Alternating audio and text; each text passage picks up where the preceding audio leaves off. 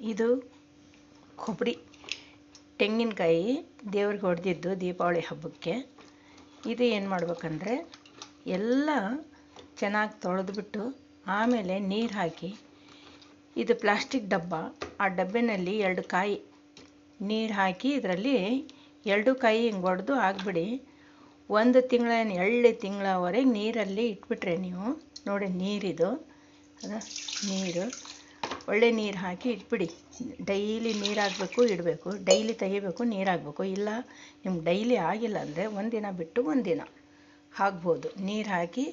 ಇದು ಫ್ರಿಜ್ಜಿನಲ್ಲಿ 1 ತಿಂಗಳ ಅಲ್ಲ, ನೀವು 2 ತಿಂಗಳ 2.5 ತಿಂಗಳ ಈ ಥರ ನೀವು ಇಟ್ಬಿಟ್ರೆ ನಿಮಗೆ ಹಸಿ ಕೊಬ್ಬರಿ ಹಂಗೆ ಇರುತ್ತೆ. ಇದು ಹಸಿ ಕೊಬ್ಬರಿ ನಿಮಗೆ ಇದು ಫ್ರಿಜ್ಜಿನಲ್ಲಿ ಈ ಥರ ಇಟ್ಬಿಡಿ.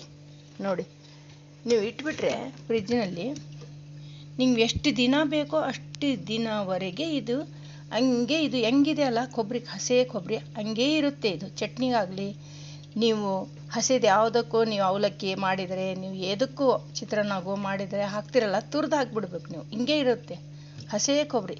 ಹೆಂಗಿರುತ್ತೆ ಅಂದರೆ ಹಂಗೆ ಇರುತ್ತೆ ಚಟ್ನಿ ಗಿಟ್ನಿಗೆ.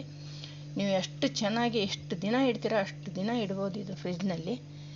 ಈ ಥರ ಮಾಡ್ಕೊಳ್ರಿ, ಭಾಳ ದಿವಸ ಇರುತ್ತೆ. ಏನಂದರೆ ನೀರು ತೆಗಿಬೇಕು, ಮತ್ತು ಬೀಸಾಕಬೇಕು, ಮತ್ತು ಬೇರೆ ನೀರು ಹಾಕಿ ಇಡಬೇಕು. ಒಂದು ಪ್ಲಾಸ್ಟಿಕ್ ಡಬ್ಬನಲ್ಲಿ ಹಾಕಿಟ್ಬಿಟ್ರೆ ಅಷ್ಟು ದಿನ ಇರುತ್ತೆ. ಇದೇ ತೆಂಗಿನಕಾಯಿ.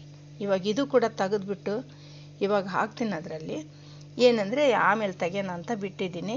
ಇವಾಗ ಇದು 2 ತೆಂಗಿನಕಾಯಿ ಒಡೆದಿದ್ದು ಹಂಗೆ ಇದರಲ್ಲೇ ಇಟ್ಟಿದ್ದೀನಿ. ನೀವು ಆ ಥರ ಮಾಡ್ಕೊಂಡು ಇಟ್ಕೊಳ್ಳಿ, ನಿಮ್ಗೆ ಕಷ್ಟನೇ ಆಗಲ್ಲ ನೋಡಿ. ಹಸಿ ತೆಂಗಿನಕಾಯಿ ಬೇಕಪ್ಪ ಅಂತ ನಿಮಗೆ ಹಸಿದು ತರಬೇಕು ಮಾಡಬೇಕು ಅನ್ನೋದೇ ಇರೋದಿಲ್ಲ. ಇದೇ ತೆಂಗಿನಕಾಯಿ ಹಿಂಗೆ ಇಟ್ಟು ಹಿಂಗೆ ಮಾಡ್ಕೊಳ್ಳಿ ನೀವು, ಅಷ್ಟು ಚೆನ್ನಾಗಿರುತ್ತೆ. 1 ತಿಂಗಳಲ್ಲ 2 ತಿಂಗಳವರೆಗಿರುತ್ತೆ ಇದು ತೆಂಗಿನಕಾಯಿ, ಹಸೆದೇ ಇರುತ್ತೆ. ಆ ಥರ ಮಾಡ್ಕೊಳ್ಳಿ. ಅದಕ್ಕೆ ಮುಚ್ಚಕ್ಕೆ ಹೋಗಬೇಡಿ, ಮುಚ್ಚಬಾರ್ದು, ಹಂಗೆ ಇಡಬೇಕು. ಮುಚ್ಚಿದರೆ ಒಂಥರ ಬೂಜು ಮತ್ತೆ ಬಂದುಬಿಡುತ್ತೇನೋ. ನಾನಂತೂ ಮುಚ್ಚಿಲ್ಲ, ನೀವು ಮುಚ್ಚಕ್ಕೆ ಹೋಗ್ಬೇಡ್ರಿ, ಹಂಗೆ ಇರಲಿ. ಅದು ನೀರು ತೆಗೀರಿ ಮತ್ತೆ ಹಾಕಬೇಕು, ನೀರು ತೆಗಿಬೇಕು ಮತ್ತೆ ಹಾಕಬೇಕು. ನೀವು 1 ತಿಂಗಳಲ್ಲ 2 ತಿಂಗಳವರೆಗೆ ಇರುತ್ತೆ. ನೀವು ಮತ್ತೆ ತೆಂಗಿನಕಾಯಿ ತರಬೇಕು, ಹೊಡಿಬೇಕು, ಚಟ್ನಿಗೆ ಹಾಕ್ಕೋಬೇಕು ಅನ್ನೋದೇ ಇರೋದಿಲ್ಲ. ನೀವು ಹಾಕಿದ್ದೆ ತೆಂಗಿನಕಾಯಿ ಹೊಡೆದಿದ್ದೆ, ದೇವ್ರಿಗೆ ಹೊಡೆದಿದ್ದೆ ತೆಂಗಿನಕಾಯಿ ಆ ಥರ ಇಟ್ಬಿಡಿ. ಎಷ್ಟು ದಿನ ಇದ್ರೂ ಇರುತ್ತೆ, ಹಸ್ಯದಾಗಿ ಇರುತ್ತೆ.